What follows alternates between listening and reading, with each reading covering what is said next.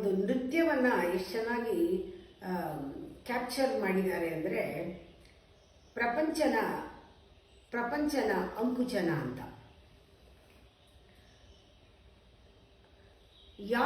ಯಾವುದು ಮೊದಲನೇ ದಿವಸ ಈ ಜಗತ್ತು ಪ್ರಾರಂಭ ಆಗಿತ್ತು ಯಾರಿಗೂ ಗೊತ್ತಿಲ್ಲ. ಜಗದಲ್ಲಿ ಯಾರಿಗೂ ಗೊತ್ತಿಲ್ಲ ಯಾವಾಗ ಶುರು ಆಯಿತು ಅಂತ. ಒಂದು ಕತೆ ಕಟ್ಟಬಹುದು, ಕತೆ ಹೇಳಬಹುದು. ನಮಗೆ ಬೋಧನೆ ಮಾಡುವುದಕ್ಕೆ ಎಲ್ಲ ಕಥೆಗಳು ಕೂಡ ನಮಗೆ ಬೋಧನೆ ಮಾಡುವುದಕ್ಕೆ ಸುಲಭವಾಗಿ ಸಾಮಾನ್ಯನಿಗೆ ಅರ್ಥ ಆಗೋ ಹಾಗೆ ಮಾಡೋಕ್ಕೇನೆ ಈ ಸೃಷ್ಟಿ ಹೀಗಾಯಿತು, ಸೃಷ್ಟಿಗೊಂದು ದೊಡ್ಡ ಕತೆ. ಲಯ ಹೀಗಾಯಿತು ಒಂದು ಕತೆ.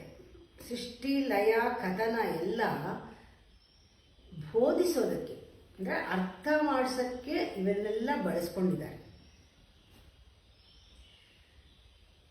ಇದಕ್ಕೆ ಇನ್ನೂ ಒಂದು ಉದಾಹರಣೆ ಕೊಡ್ತಾರೆ. ಯಾವ ರೀತಿ ಇದು ಸೃಷ್ಟಿಯಾಯಿತು, ಯಾವ ರೀತಿ ಇದು ಒಂದಿನ ಸೃಷ್ಟಿ ಆಗಿಲ್ಲ, ಒಂದಿನ ಯಾವತ್ತೋ ಮುಗಿಯೋದಲ್ಲ. ಇದು ಹೇಗೆ ಹೇಳ್ತಾರೆ ಅಂದರೆ, ನೀವು ಆಮೆ ನೋಡಿದ್ದೀರಾ? ಆಮೆ ನಡೆಯುವಾಗ ಸಾಮಾನ್ಯವಾಗಿ 4 ಕಾಲು ಅದು ಆಚೆ ಹಾಕ್ಕೊಂಡು ನಡೆಯುತ್ತೆ. ಆಮೆ 4 ಕಾಲನ್ನು ಹೊರಗೆ ಹಾಕ್ಕೊಂಡು ಆಮೆ ನಡೆಯುತ್ತೆ. ಯಾರಾದರೂ ಶತ್ರುಗಳು ಬಂದರು, ಏನೋ ಒಂದು ಅಬ್ಸ್ಟ್ರಕ್ಷನ್ ಕಾಣಿಸ್ತು ಅಂದರೆ 4 ಕಾಲು ಒಳಗಡೆ ಎಳ್ಕೊಂಡು ಬಿಡುತ್ತೆ. ಎಳ್ಕೊಂಡ ತಕ್ಷಣ ಗಟ್ಟಿ ಚಿಪ್ಪಾಗ್ಬಿಡುತ್ತೆ. ಯಾರು ಬಂದರೂ ಅಲುಗಾಡ್ಸೋಕ್ಕಾಗಲ್ಲ. ಅದನ್ನು ಬ್ರಹ್ಮ ಬಂದರೂ ಅಲ್ಲಾಡಿಸೋಕ್ಕಾಗಲ್ಲ, ವಾಪಸ್ ಎಳ್ಕೊಂಡ್ಬಿಟ್ಮೇಲೆ. ಹಾಗೆ ಇದು ಒಂದು ಈ ಥರನೇ ಅದು ಒಂದು ಜಗತ್ತು ಎಲ್ಲ ಸಚ್ಚಿದಾನಂದ ಹೊರಗಡೆ ಎಲ್ಲದರಲ್ಲೂ ವ್ಯಾಪಿಸ್ಕೊಳ್ತು. ಆಮೇಲೆ ತಾನು ನಿಧಾನವಾಗಿ ಒಳಗಡೆ ಹೇಳ್ಕೊಳ್ತು. ಆಮೇಲೆ ಥರ ಅದೇ ಲಯ. ಉಸಿರು ಬಿಟ್ಟಾಗ ಎಲ್ಲ ಸೃಷ್ಟಿ, ಉಸಿರು ಎಳ್ಕೊಂಡಾಗ ಲಯ. ಅದಕ್ಕೆ ಉದಾಹರಣೆ ಕೊಡೋದಕ್ಕೆ ಹೇಳ್ತಾರೆ.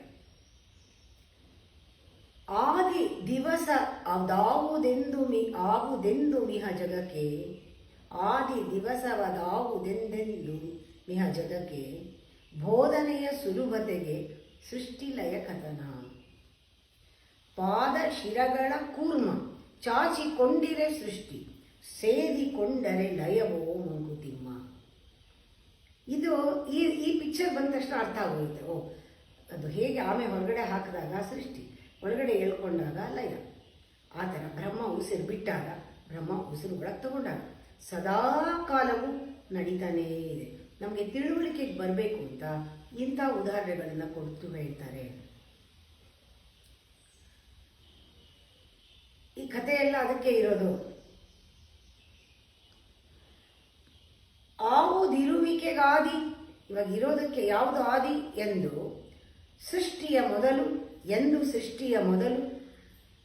ಇದನ್ನು ತಿಳಿಸ್ಬೇಕಾದ್ರೆ ಒಂದು ಸಮುದ್ರದ ತೆರೆಗಳಲ್ಲಿ ಮೊಟ್ಟ ಮೊದಲನೇ ಬಂದಿದ್ದ ಅಲೆ ಯಾವುದು ಹೇಳೋಕ್ಕಾಗತ್ತಾ? ಇಲ್ಲ. ಅದೇ ಥರ ಇದು ಹೇಳೋಕ್ಕಾಗಲ್ಲ. ಆವುದಬ್ದಿಯ ತೆರೆಗಳಲ್ಲಿ ಮೊಟ್ಟ ಮೊದಲು, ಆವುದೆಲರಿನ ನಿಲ್ಲದ ಅಲೆತಕ್ಕೆ ಗಡು ಸೀಮೆ. ಹೋಗಲಿ, ಇದನ್ನು ಹುಡುಕ್ತಾ ಇದ್ರೆ ಅದಕ್ಕೆ ಒಂದು ಸೀಮೆ ಯಾವುದು? ಗಾಡಿ ಓಡಾಡ್ತಾ ಇದೆ, ಎಲ್ಲಿ ನಿಲ್ಲುತ್ತೆ ಗೊತ್ತಿಲ್ಲ. ಹೀಗೇನೆ ವಿಶ್ವದ ಕತೆ. ಕೆಲವರನ್ನ ಹೇಳಕ್ಕಾಗಲ್ಲ. ಇದನ್ನು ನಾವು ಅರ್ಥ ಮಾಡ್ಕೊಳ್ಬೇಕಾದ್ರೆ ಅದನ್ನೇ ನೋಡಿ ನೋಡಿ ಅರ್ಥ ಮಾಡ್ಕೊಂಡ್ರೆ ಗೊತ್ತಾಗುತ್ತೆ. ಕಮಲ ಉದಯದೊಳರಳಿ, ಬೆಳಗ್ಗೆ ಆದರೆ ಕಮಲ ಅರಳುತ್ತೆ. ಸಂಜೆಯಲ್ಲಿ ಮುಗುಳಾಗಿ ಸಂಜೆ ಮೊಗ್ಗಾಗ್ಬಿಡುತ್ತೆ ಅಲ್ವಾ? ಈ ರೀತಿ ಶುಭ ಒಪ್ಪುದಂತೆ ಮರುವಗಲು ಮುಗುಳ್ದಂತು ಅಲ್ವಾ? ಈ ಥರ ಮುಚ್ಕೊಂಡಿರೋದು ಬೆಳಗ್ಗೆ ಆದ ತಕ್ಷಣ ಮತ್ತೆ ಅರಳುತ್ತೆ. ಹಾಗೆ ಅಮಿತ ಪ್ರಪಂಚನ ಆಕುಂಚ ವರ್ತನೆ ಅಂದರೆ ಹೀಗೆ ಲೋಲಕ ಹೇಗೆ ಆ ಕಡೆಯಿಂದ ಈ ಕಡೆ, ಈ ಕಡೆಯಿಂದ ಹೋಗ್ತಾ ಇದೆಯೋ ಅದೇ ಥರ ಉಸಿರು ಹೋದಾಗ, ಒಳಗಡೆ ಹೋದಾಗ ಎಲ್ಲ ಎಕ್ಸ್ಪ್ಯಾಂಡ್ ಆಗುತ್ತೆ. ಉಸಿರು ಒಳಗೆ ಬಂದಾಗ ಎಲ್ಲ ಕಂಟ್ರಾಕ್ಟ್ ಆಗುತ್ತೆ. ಕಂಪ್ರೆಸ್ ಆಗೋದು. ಅಕುಂಚನ ಪ್ರಪಂಚನ ಅಕುಂಚನ ವರ್ತನ. ಕುಂಚನ ಅಕುಂಚನ, ಎಕ್ಸ್ಪ್ಯಾನ್ಷನ್ ಕಂಟ್ರಾಕ್ಷನ್. ಅಮಿತ ಪ್ರಪಂಚನ ಅಕುಂಚನ ಇದು ಆವರ್ತನ ಕ್ರಮವೇ ವಿಶ್ವಚರಿತ್ರೆ ಮಂಕುತಿಮ್ಮ. ಒಂದು ಎಕ್ಸ್ಪಾನ್ಷನ್ ಕಂಟ್ರಾಕ್ಷನ್ ಹೇಗಾಗ್ತಾ ಇದೆ, ಉಸಿರಾಟ ಬಿಡೋದು ತಗೊಳ್ಳೋ ಥರನೇ ಆಗ್ತಾ ಇದೆ. ಕಮಲ್ದು ಬೆಳಗ್ಗೆ ಆಳುತ್ತೆ, ಸಾಯಂಕಾಲ ಆದರೆ ಮುಚ್ಚುತ್ತೆ, ಮತ್ತೆ ಬೆಳಗ್ಗೆ ತಗ್ಗಿರುತ್ತೆ. ಇದಾಗ್ತಾ ಇಲ್ವಾ? ಇದನ್ನೆಲ್ಲ ನೋಡಿದ್ರೆ ಹೀಗೆ ಆಗ್ತಾ ಇರೋದು. ಎಲ್ಲಿಂದನೋ ದಿಕ್ಪರಿಧಿ ಆಚೆಯಿಂದರ ಅನಂತ ಸತ್ವ ತೆರೆತೆರೆಯಾಗಿ ಬೀಸಿ ಗೂಢದಲ್ಲಿ ಬಿತ್ತರಿಸುತ್ತಿರುವುದು ಹೊಸ ಹೊಸತನವನ್ನೆರೆ ಬಿಡದೆ ಎಲ್ಲಿಂದನೋ ಬರುತ್ತೆ ಒಂದು ಚೈತನ್ಯ, ನಮ್ಮೊಳಗೆ ಹೋಗುತ್ತೆ, ನಮ್ಮನ್ನು ಹೊಸದಾಗಿ ಮಾಡುತ್ತೆ, ಹೊರಗೆ ಬರುತ್ತೆ, ಮತ್ತೆ ಒಳಗಡೆ ಬರುತ್ತೆ, ಹೊರಗಡೆ ಹೋಗುತ್ತೆ. ಎತ್ತಣಿನೋ ಎಲ್ಲಿಂದನೋ ಬರುತ್ತದೆ, ಎತ್ತಣಿನೋ ದಿಕ್ಪರಿಧಿ ಆಚೆಯಿಂದ ಅನಂತ ಸತ್ವ ತೆರೆತೆರೆಯಾಗಿ ಬೀಸಿ ಗೂಢದಲ್ಲಿ ಬಿತ್ತರಿಸುತ್ತಿರುವುದು ಹೊಸ ಹೊಸತನವನ್ನೆಡೆ ಬಿಡದೆ ನಿತ್ಯವೂ ಜಗದಿ ಮಂಕುತಿಮ್ಮ. ನಿತ್ಯವೂ ಅಂದರೆ ಪ್ರತಿ ನಿತ್ಯ, ಪ್ರತಿ ಗಳಿಗೆ, ಪ್ರತಿ ಕ್ಷಣ ಎಲ್ಲೋ ಇಂದ ಬರುತ್ತೆ ಚೈತನ್ಯ, ನಮ್ಮೊಳಗೆ ಬರುತ್ತೆ, ಹೋಗುತ್ತೆ, ನಮಗೆ ಗೊತ್ತಿಲ್ಲ. ಬರುತ್ತೆ, ಬಂದಾಗ ಎಲ್ಲವೂ ಕೂಡ ಎಕ್ಸ್ಪ್ಯಾಂಡ್ ಆಗುತ್ತೆ. ಎಕ್ಸ್ಪ್ಯಾಂಡ್ ಆಗೋದೇನು, ಕಂಟ್ರಾಕ್ಟ್ ಆಗೋದೇನು, ಅದು ಬಂದಾಗ ಎಲ್ಲ ಹರಡುತ್ತೆ, ಅದು ಹೋದಾಗ ಎಲ್ಲ ಮುದುರ್ಕೊಳ್ಳುತ್ತೆ. ಹೇಗೆ ತಾವರೆ ಹೂ ಹರಡುತ್ತೆ, ತಾರೆ ಹೂವು ಮುದುಡುತ್ತೆ. ಇದು ಯಾವುದು ಮೊದಲಾಯ್ತು ಅಂತ ಕೇಳ್ಬೇಡ, ಯಾವ ಅಲೆ ಮುಂಚೆ ಬಂತು ಅಂತ ಕೇಳ್ಬೇಡ. ಅಲೆ ಬರ್ತಾ ಇದೆ, ಅಲೆ ಹೋಗ್ತಾ ಇದೆ, ಹೂ ಹರಡ್ತಾ ಇದೆ, ಮುಚ್ತಾ ಇದೆ, ಗಾಳಿ ಬರ್ತಾ ಇದೆ, ಗಾಳಿ ಹೋಗ್ತಾ ಇದೆ, ಯಾವುದಕ್ಕೂ ಅಡ್ಡ ಇಲ್ಲ. ಇದನ್ನ ನೋಡಿದಾಗ ನಾವು ಸುಮ್ಮನೆ ಪಂಚಾಂಗ ನೋಡ್ತಾ ಕೂತಿರ್ತೀವಿ. 27 ದಿವಸ ಆಯಿತು, ಲೆಕ್ಕಾಚಾರ ಹಾಕ್ತೀವಿ, ಇದೊಂದು ಸೈಕಲ್ ಮುಗೀತು. ನಾವು ತಾಳ ಲಯಬದ್ಧವಾಗಿ ಯಾವ ಥರ ನಡೀತಾ ಇದೆ, ಹೇಗೆ ಋತುಗಳಾಗ್ತಾ ಇದೆ, ಹೇಗೆ ಹುಣ್ಣಿಮೆ ಅಮಾವಾಸ್ಯೆಗಳು ಮುಗಿತಾ ಇದೆ, ಯಾವತ್ತೂ ಯೋಚನೆ ಮಾಡಲ್ಲ, ಲೆಕ್ಕಾಚಾರಕ್ಕೆ ಇಟ್ಕೊಳ್ತೀವಿ. ತಾರಾ ಮಂಡಲನ ಒಂದು ಸ್ವಲ್ಪ ಕಾವ್ಯಮಯವಾಗಿ ಭಾವ ತುಂಬಿ ನಾವು ನೋಡೋದೇ ಇಲ್ಲ. ನೋಡಿ, ಚಂದ್ರ ತಾನೇ ತನ್ನೇ ಸುತ್ತಾ ಇರ್ತಾನೆ, ಆಮೇಲೆ ಭೂಮಿ ಸುತ್ತಾನೆ, ಚಂದ್ರ ಹಾಗೆ ಆ ಚಂದ್ರ ಭೂಮಿ ಎರಡೂ ಸೇರಿಕೊಂಡು ಸುತ್ತಾ ಇದೆ, ಚಂದ್ರನ ಕಟ್ಕೊಂಡು ಭೂಮಿ ಸುತ್ತಾ ಇದೆ. ಮತ್ತೆ ಸೂರ್ಯ ತನ್ನ 5 ಗ್ರಹಗಳನ್ನು ಕಟ್ಕೊಂಡು ಅವನು ಸುತ್ತಾ ಇದ್ದಾನೆ.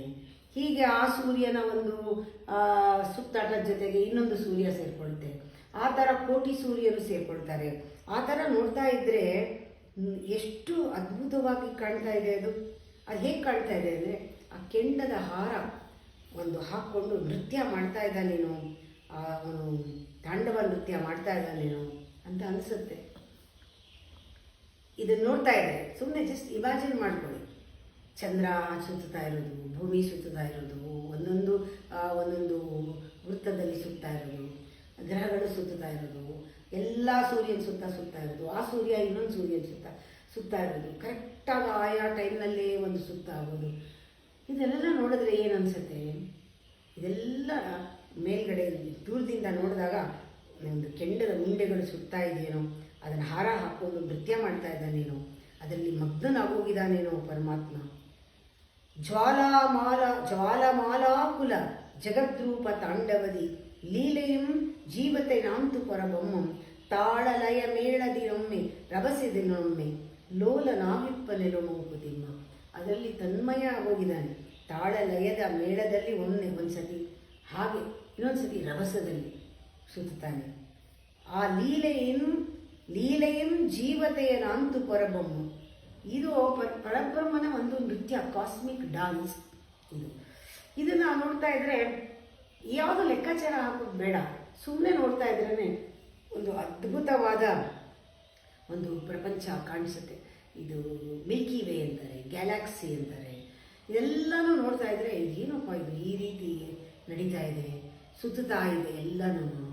ಅವನು ನೃತ್ಯ ಮಾಡ್ತಾ ಇದ್ದಾನೆ, ಅದಕ್ಕೆ ಸುತ್ತಾ ನಾವು ಕಾಣ್ತಾ ಇದೆ.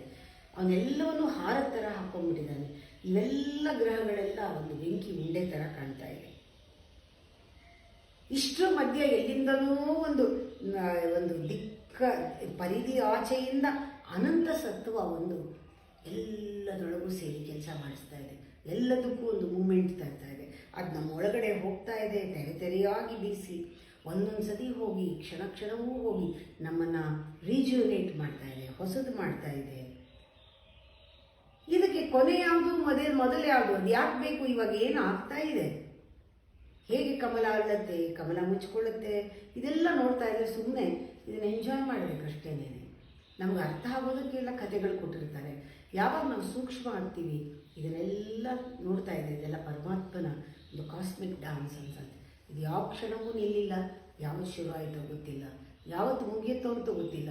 ನಾವಿರೋ ತನಕ ನಮಗೆ ಬುದ್ಧಿ ಇರೋವರೆಗೂ, ನಮಗೆ ಅರಿವಿರೋವರೆಗೂ ಇದನ್ನು ಎಂಜಾಯ್ ಮಾಡೋದಷ್ಟೇ ನಮಗೆ ಕೆಲಸ. ಪ್ರಪಂಚನ ಅಕುಂಚನ ಅಂತ ಇದನ್ನು ತುಂಬ ಇದನ್ನು ವರ್ಣಿಸ್ತಾ ಹೋದರೆ ಒಂದೊಂದು ಶ್ಲೋಕದ ಮೇಲೆ ಒಂದೊಂದು ಪೊಯಮ್ ಬರೆಯೋ ಹಾಗಿದೆ. ಬಹಳ ಪೊಯೆಟಿಕ್ ಆಗಿದೆ. ನೀವು ಎಂಜಾಯ್ ಮಾಡೋಕ್ಕೆ ಶುರು ಮಾಡಿ, ಪ್ರಕೃತಿ ಜೊತೆ ಜಾಸ್ತಿ ಕಾಲ ಕಳೀರಿ, ನಿಮಗೆ ಆವಾಗ ಈ ರೋಮಾಂಚನಗಳೆಲ್ಲ ಆಗುತ್ತೆ.